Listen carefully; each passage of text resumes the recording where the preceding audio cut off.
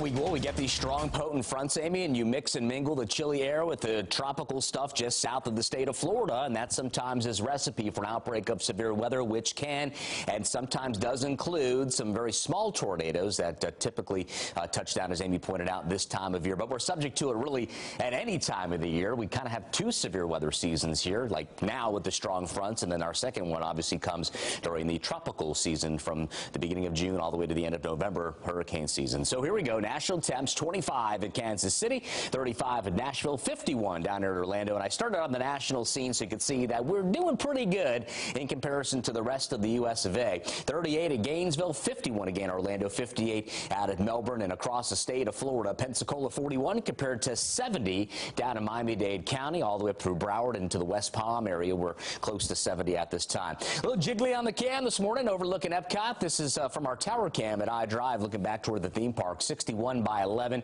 and we're in the mid-upper 60s by 5. A peak high today should register in somewhere closing in on the 70-degree mark. And our winds from the north have helped to cool us down early this morning, again for highs today, and also reflecting in a chilly forecast for tonight. But clouds not too far removed from the region. We've got a cap of high pressure north of Dallas. That's allowing low pressure to spawn up over the Gulf South. It looks unlikely that any appreciable rains will actually make it into Texas. This is kind of skirting the Texas, lower Texas coastline, and then back across New Orleans, undercutting that region and sliding bodily into the state of Florida, which means, it leads me to tell you, by late Saturday into Sunday and maybe early Monday, we're dealing with a much higher rain threat. And you can see the clouds increasing by Friday.